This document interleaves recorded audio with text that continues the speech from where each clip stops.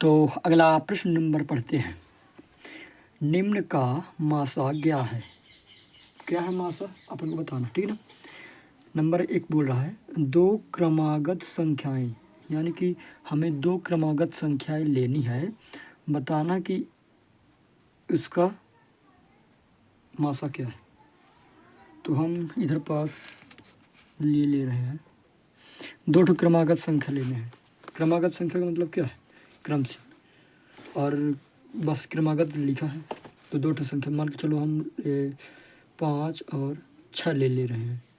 हालांकि बड़े लेंगे तो अच्छा रहेगा, है ना, क्योंकि छोटे लेंगे तो सीधे इसी से कटेगा, एक कम और ये एक कम, तो हम थोड़ा बड़े ले रहे हैं समझने के लिए। मान के चलिए हम 10 ले रहे हैं और इधर पास ले रहे हैं 11।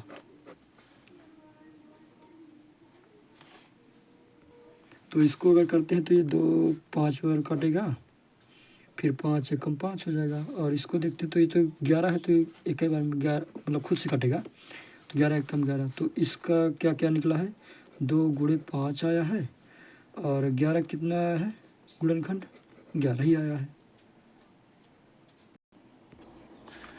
तो आप कहेंगे कि सर अब मासा ज्ञात कैसे करें? देखें हम बताते हैं, क्योंकि अगर हम 11 गुणे 1 कर दें तब भी तो ये 11 ही कहलाएगा। समझ रहे हो क्या बोल रहा हूँ? अगर हम 11 को पहाड़ा 1 में पढ़ दें तो 11 ही कहलाएगा ना। इधर भी अगर 11 को 1 कर दें तब भी एक ही कहलाएगा। तो हम इन दोनों में क्या कहना चाह रहा है? 2 है क्या इधर? आंसर नहीं। इधर क्या 5 नहीं है। इधर 11 है क्या? इधर 11 है क्या? नहीं है। लेकिन इधर 1 है और इधर भी 1 है, तो एक उभयनिष्ठ निकल आया ना, एक कॉमन निकल आया ना, एक कॉमन निकल आया कि नहीं। तो यानी कि इन दोनों संख्याओं का अभाज्य मतलब मासा यानी कि महत्तम समवर्तक क्या होगा? 1 होगा। क्या होगा? 1 होगा। अगर यह आपको समझ में नहीं आया है तो देखिए बताता हूँ। पहले तो इस 10 के अभाज्य गुणनखंड निकालिए, यानी कि इस 10 को तोड़िए। तो देखो इसको कौन कौन किस किस संख्या से विभाजित हो रहा है? 1 से हो रहा है। अभी शुरू में बताया था ना विधि, वही वाला बता रहा हूँ।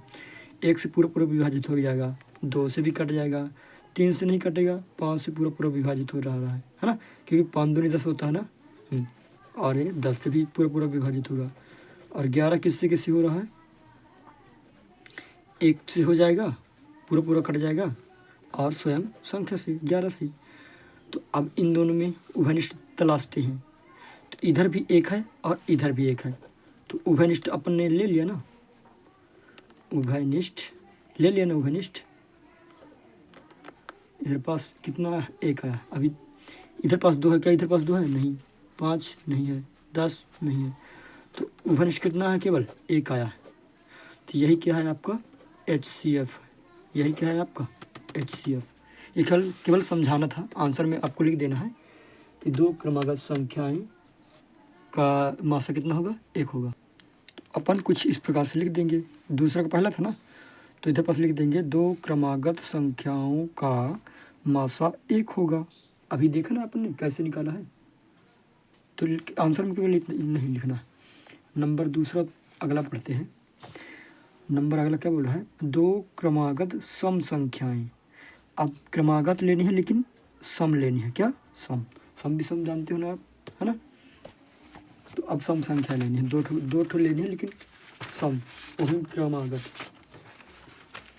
देखें ये 2 सम है, ये भी सम है ना, और ये भी क्या है? सम है। ये सब सम है ना, 8 फिर 10, ये सब क्या है? सम संख्या है ना। तो क्रमागत बोली है, 2 ठो क्रमागत, चाहे हम ये वाला ले लें 2 ठो, चाहे 6 को और 8 को ले लें 2 ठो, कोई भी ले सकते हैं, है ना। तो मान के चलो हम इसको ले रहे हैं, ठीक ना। और 8 का इनका निकालिए अभाज्य गुणनखंड, 2 से कट जाएगा 3 बार में, 3 एकम 3, और इधर 2 से 4 बार में कटेगा, फिर 2 बार में कटेगा, और ये 1 बार में कटेगा। तो क्या क्या आया है? 6 का देख लेते हैं क्या क्या आया है। 2 आया है, गुणे 3 आया है, और 8 का क्या क्या आया है? तो 8 का है आपका 2 गुड़े 2 गुड़े 2, 2 गुड़े 2 गुड़े और 2, सॉरी ये 2 है, ठीक है ना। केवल समझ रहे हैं इसलिए जल्दी जल्दी हो रहा है। तो इन दोनों में क्या क्या अब उभयनिष्ठ देख रहे हैं क्या क्या मैच खा रहा है। इसमें भी 2 है, इसमें भी 2 है, तो इधर पास 2 लिख दीजिए। इधर 3 है, लेकिन इधर 3 है क्या, आंसर ही नहीं। तो अपन का आंसर कितना आ गया, 2 आ गया ना 2। यानी कि 2 क्रमागत संख्याओं का अगर हम मासा ज्ञात करें, 2 क्रमागत सम संख्याओं का अगर मासा ज्ञात करें तो कितना आएगा आंसर में, 2 आएगा। क्या आएगा, 2 आएगा। अगर आपको ये भी समझ में नहीं आ रहा तो इधर बड़ी संख्या लेकर देखते हैं, ठीक है ना। जैसे मैं अगर इधर पास ले लूँ 98 और 100 ले रहा हूँ, ठीक है ना। केवल समझने के लिए, लिखना ये सब लिखना नहीं है, तो जल्दी हो जाएगा। केवल देखना है आपको, आंसर में केवल 2 आएगा। इसमें भी 2 ही आएगा, क्योंकि अपन ने करके देख लिया है, करके देखा नहीं वाला, तो आंसर हमको पता चल गया कि हमेशा ही जाएगा। खैर देखते हैं। तो 98 है तो 2 से चला जाएगा, 2 चौको 8, 2 हम 18। अब ये जो 7 है तो ये तो जाएगा नहीं, तो अपन 7 7 49, 7 एकम 7, है ना। फिर इधर होगा 100 है ना, तो 2 से जाएगा तो 50 हो जाएगा, फिर 2 से जाएगा तो 25 हो जाएगा, और 5 25 होता है। और इधर भी 5 एकम 5। तो इनके अभाज्य गुणनखंड देखिए, अगर 98 का अभाज्य गुणनखंड क्या क्या है, तो 2 गुड़े 7 गुड़े और 7 है, लिख लीजिए ना। और इधर 100 का किसका कितना है, 100 का 2 गुड़े 2 गुड़े 2 गुड़े 5 है, 2 गुड़े 2 गुड़े 5 गुड़े 5। अब इन दोनों को कॉमन देखते हैं क्या क्या मिल रहा है। इधर 2 है और इधर भी 2 है, तो ये दोनों कॉमन मिल रहे हैं ना, तो 2 को अपन ने निकाल लिया। इधर 7 है, क्या इधर 7 है क्या, आंसर है नहीं। इधर 7 है, 7 भी इधर नहीं है। 2 है इधर, क्या 2 उधर है क्या, आंसर नहीं। 5 इधर है, 5 है क्या, आंसर नहीं। तो देखें हम 2 संख्या ज्ञात कर ली ना, इतनी बार ज्ञात की है, तो उभयनिष्ठ कितना आ रहा है, केवल 2 ही आ रहा है। यानी कि HCF कितना आएगा, 2 ही आएगा। तो इससे सिद्ध होता है कि अगर हम 2 समक्रमागत संख्याओं का HCF निकालेंगे तो HCF में कितना प्राप्त होगा, केवल 2 प्राप्त होगा, केवल 2 प्राप्त होगा। तो यह पास लिख दें कि 2 क्रमागत सम संख्याओं का मासा 2 होगा। तो अपन ने इसे भी देख लिया है ना। आंसर इस तरह लिखना है, बाकी समझा तो दिया हो ना। अब तीसरा वाला देखते हैं, ठीक है ना। तीसरा वाला प्रश्न क्या बोल रहा है, अब तीसरे बारे में बोल रहा है कि 2 क्रमागत विषम संख्याएं का क्या करना है, मासा देखना है। तो चलिए 2 क्रमागत लेते, लेकिन अब क्या लेनी है, विषम संख्या लेनी है। अब क्या लेनी है अपन को, विषम संख्या। तो विषम संख्या तो आप जानते ही हैं, तो हम उनको ले लेते हैं, है ना। देखते हैं कि उनका मासा ज्ञात करने पर क्या आता है। तो विषम संख्याएं जैसे कि आपकी है 3 है, फिर आपकी है 5, फिर 7, फिर 9, फिर 11, फिर 13, फिर 15। देखें मैं पहले ही बता दूं, यह विषम संख्या है, अभाज्य संख्या नहीं है, है ना। ये मत सोच लीजिए कि ये अभाज्य संख्या भी लिख दे जा रहा हूँ, अभाज्य संख्या ये नहीं है, ये ना जो है ये अभाज्य संख्या नहीं है। मैं केवल विषम संख्या, देखें विषम संख्या और अभाज्य संख्या दोनों बहुत अंतर होता है, ठीक ना। तो ये कन्फ्यूजन में मत पड़िए कि सर इसको 9 का लिख दिया मैं, क्योंकि 9 क्या है, विषम संख्या है। क्या है, विषम संख्या। हाँ, तो अब क्या बोला है, 2 क्रमागत। क्रमागत मतलब कि 2 ले लूँ, चाहे इसको ले लूँ। क्रमागत मतलब लाइन से, यानी कि 3 के बाद क्या आया है, 5 आया है, या फिर 5 के बाद क्या आया है, 7 आया है। तो क्रमागत विषम संख्या लेनी है, विषम संख्या है ना सबली। तो चाहे मैं ये वाला ले लूँ, चाहे ये वाला ले लूँ, चाहे ये वाला ले लूँ, है ना। तो ले लूँ कोई भी संख्या, मान चले मैं 11 और 13 ले रहा हूँ, ठीक ना। 11 का और 13 का विषम संख्या ले रहा हूँ, क्रमागत अभी में, क्रमागत समझ रहा हो ना। हाँ, यानी कि इसके बाद ये डायरेक्ट आया। तो ये 1 के बार में लो आ गया, ये भी 13 1 के बार में आ गया।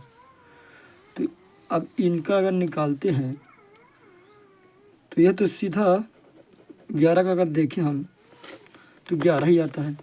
अगर 13 का देखें अभाज्य गुणनखंड तो 13 ही आता है।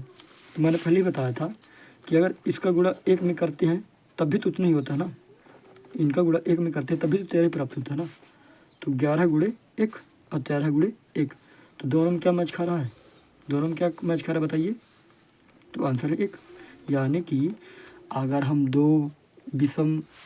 दो क्रमागत यानी कि लाइन में दो क्रमागत संख्या लेती हैं विषम वाली, तो HCF कितना होगा? हमेशा 1 होगा। और दो अगर सम संख्या लेते हैं तो HCF कितना होगा? 2 होगा। अभी हमने ज्ञात किया था ना। और दो क्रमागत संख्या लेते हैं जैसे 1, 2 या फिर 8, मतलब 18 या फिर 19, मतलब क्रमागत समझ रहे हो ना, क्रमागत लाइन से 18 के बाद 19 आता है। अगर सम लेते हैं यानी कि जैसे 2, 4, 6 इस तरह, तो 4 के बाद क्या है? क्रमागत में 6 है। अगर इस तरह लेते हैं तो HCF हमेशा 2 आएगा। अब विषम संख्या लेते हैं तो HCF का कितना आएगा? हमेशा 1 आएगा। कितना आएगा? 1 आएगा। ये चीज़ लिख दे दो कि दो क्रमागत, इधर पास मैंने सम नहीं लिखा, क्रमागत सम, सॉरी इधर पास सम लिखना है, ठीक है ना।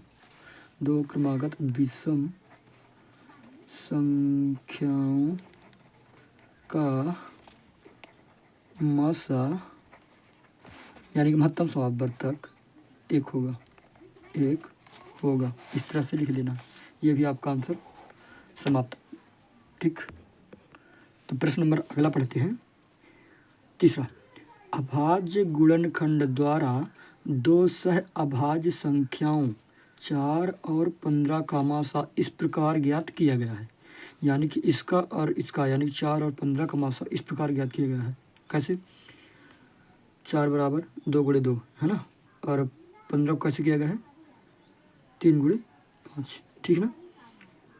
चूंकि इन गुणनखंडों में कोई अभाज्य सर्व गुणनखंड नहीं है, यानी कि इनमें कोई भी संख्या मिल नहीं रहा। इधर पास 2 है तो क्या इधर पास 2 है? क्या इसके गुणनखंड में नहीं है। इधर 3 है, क्या इधर 3 है? क्या आंसर नहीं। तो ये तो बोल रहा है अभाज्य सर्व गुणनखंड नहीं है, यानी कि नहीं मिल रहे हैं। तो क्या इसलिए 4 और 15 का मासा शून्य है। अगर इधर पास कोई चीज़ मैच नहीं खा रहा तो क्या हम मान लें कि शून्य है? क्या यह उत्तर सही है? अगर शून्य होगा तो क्या शून्य सही है? यदि नहीं तो सही क्या होगा? सही मासा क्या होगा? तो देखें, अगर उत्तर सही नहीं है, देखो शून्य ना होगा हमेशा, मैं बता दें शून्य नहीं होगा। लेकिन शून्य क्यों नहीं है अपन को बताना है, क्यों नहीं है, और यह भी बताना है कि अगर शून्य नहीं है तो क्या होगा, है ना। तो देखें, इस तरह से निकाला गया है ना। तो 4 का क्या निकाला गया था? 2 गुणे 2, और 5 का क्या था? 3 गुणे 15। मैंने तो आपको पहले ही बताया था कि इसके गुणे में 1 अगर रहता है तब भी तो वो संख्या उतनी कहलाएगी। गुणे में अगर 1 हो तब भी तो 5 ही, ये 15 था, सॉरी, हाँ, तब भी तो 15 ही आएगा। देखें ना कैसे, 5 3 15 और 15 1 कम 15, है ना। तो कोई बदलाव हुआ है क्या? इधर भी 2 दूनी 4, 4 1 कम 4, कोई बदलाव नहीं आया। इधर से भी कर सकते हैं, 2 1 कम 2 और 2 दूनी 4, है ना। तो क्या 1 रखने पर कोई बदलाव आ रहा है क्या? क्योंकि 1 भी तो है ना, 1 नहीं है क्या? है। क्योंकि जब अभाज्य, ये अगर हम देखते हैं कि 4 को कौन कौन काटता है पूरा पूरा, तो 1 भी काटता है और 2 भी काटता है और पूरा पूरा 4 भी काटता है। अगर 15 का देखें अब क्या क्या काट रहा है गुणनखंड, तो क्या क्या काटता है? 1 तो काटेगा, जानते ही आप, 2 तो नहीं काटेगा, 3 से पूरा पूरा कटता है, 5 से कटता है, फिर स्वयं संख्या यानी 15 से कट रहा है। तो इनमें क्या क्या मैच खा रहा है? 1 इधर है मैच खा रहा है, 1 खा रहा है मैच, 2 इधर पास है, 2 इधर पास नहीं है, 4 इधर पास है, 4 नहीं है, कोई अब मैच खा नहीं रहा। तो चाहे हम ये वाला करके देख लें और चाहे ये वाला करके देख लें, तो कितना आ रहा है? 1 आ रहा है। तो यानी कि आंसर जो इधर पास लिखा शून्य है, तो क्या ये सही है? तो आंसर है नहीं, शून्य तो नहीं है। तो कितना है सही उत्तर? सही मासा क्या है? 1 है। सही मासा क्या है? 1 है। तो हम इधर पास लिख देंगे कि सही उत्तर 1 होगा, है ना। तो इधर पास लिखेंगे 4 और 12 का सॉरी का 2 में 4 और 12 का HCF 1 होगा, 1 होगा। हमने देख लिया काहे होगा 1, है ना। चलिए इसका भी आंसर हो गया। ये तीसरा नंबर था ना। चलिए इधर से पूरा हो गया। अब 3 देखेंगे। इससे पहले अपन स्क्रीनशॉट ले लेते हैं कुछ इधर से, है ना। ये लो लिख लीजिए। 1 सेकेंड, थोड़ा सा छोटा कर दूँ। हाँ, ये यहाँ से और यहाँ से। अब बाकी समझा तो दिया हूँ कैसे समझना है अपन को। चलिए, थैंक यू।